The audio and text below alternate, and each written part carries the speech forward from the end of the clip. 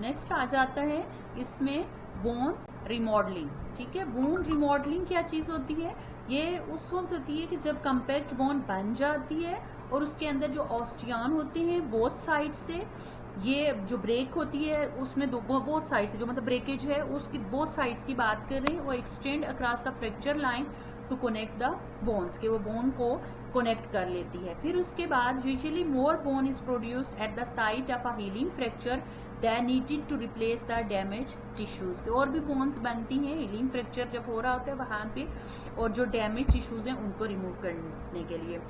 फिर इसके बाद जो ऑस्टियोक्लास्ट होता है वो क्या करता है, जो एक्सेस बोन्स होती हैं उस बोन रिपेयरिंग साइट के ऊपर, वहां पे उनको क्या कर देता है, रिमूव करता है, और जो बोन की शेप क्या हो जाती है, ओरिजिनल हो जाती है। और जो फाइनल स्ट्रक्चर होता है वो रिमॉडल्ड एरिया वो रिजेंबल करता है ओरिजिनल अनब्रोकन बोनी रीजन के साथ, और सेम जो मैकेनिकल स्ट्रेसेस होते हैं उनको रिस्पॉन्स करता है। आप इसमें देखेंगे हेमाटोमा है, ब्लड क्लॉट फॉर्मेशन हुई, फिर फाइब्रोकार्टिलेजिनियस स्ट्रक्चर, बोनी कैलेस, और फिर दोबारा से वही स्ट्रक्चर सेम बन गया जैसी बोन थी, और वो दोबारा से वस्कुलर जो मूवमेंट थी और ब्लड वसल्स की थी और ब्लड की मूवमेंट थी वो दोबारा से कंटिन्यू हो जाएगी। बच्चे ये वाला टॉपिक इंतहाई इंपॉर्टेंट टॉपिक है एग्जाम्स पॉइंट ऑफ व्यू से, टेस्ट पॉइंट ऑफ व्यू से।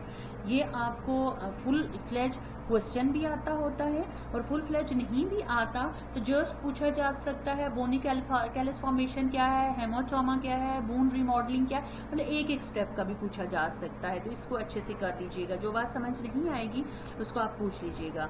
नेक्स्ट फिर इसमें आ जाता है कि इंजरीज टू जॉइंट्स आ जाती हैं।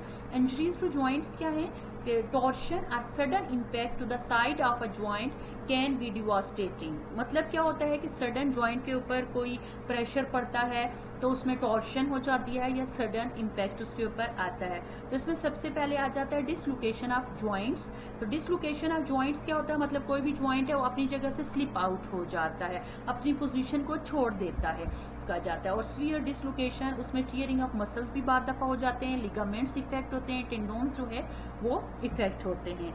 सिम्टम्स इसमें है स्वेलिंग होती है, पेन है, immobility of the affected joint है। कॉमन काज जो है वो है ब्लो है, फाइल है, और other trauma to the joint है। सम केसेस जो dislocation cause by disease are defective ligaments. Mean क्या है, डिजीज की क्या हो सकती है कि अगर किसी को कोई अर्थराइटिस का पेशेंट है या डिफेक्टिव लिगामेंट्स से हेल्दी नहीं है तो उसकी वजह से भी क्या होता है, ये डिसलोकेशन ज्वाइंट होती है। Rheumatic arthritis can also cause joint dislocation. Dislocated joint जो होता है इसको सक्सेसफुली रिड्यूस किया जा सकता है to it normal position by a trained medical professional से। सर्जरी जो है वो होती है अगर बहुत सीवियर है डिसलोकेशन है तो सर्जरीज वगैरह जो है वो की जाती हैं, और जो टाइटन किया जाता है स्ट्रेच लिगामेंट को रिपेयर किया जाता है। फिर उसके बाद है स्प्रेन है। स्प्रेन क्या होता है, ये इंजरी टू लिगामेंट्स है। लिगामेंट्स जो होता है एक टेंडोन का वर्ड यूज होता है और एक लिगामेंट्स का। यहाँ पे मैं आपको थोड़ा सा ये बता दूं, टेंडोन्स जो होते हैं वो होती है जो मसल्स हैं उनकी स्केलेटल स्ट्रक्चर मीन के मसल अगट्ठे होके जब किसी बोन के साथ अटैच होते हैं तो उसको टेंडोन कहा जाता है। लिगामेंट कनेक्टिव टिश्यूज होते हैं जो एक बोन को दूसरी बोन के साथ कनेक्ट करते हैं। तो स्प्रेन जो है वो किसकी है, इंजरी है, लिगामेंट्स की इंजरी है। Connective tissues that connect one bone with other.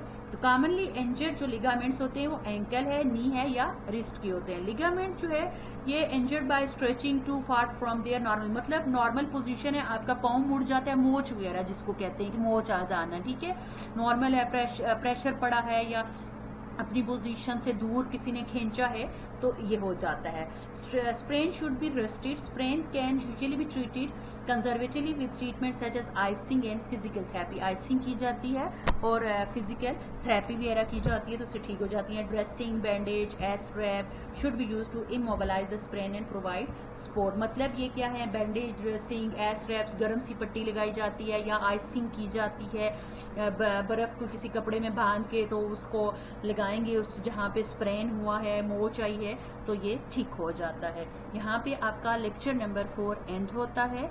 मुझे उम्मीद है कि आप लोग पढ़ रहे होंगे, पढ़ेंगे तो अपना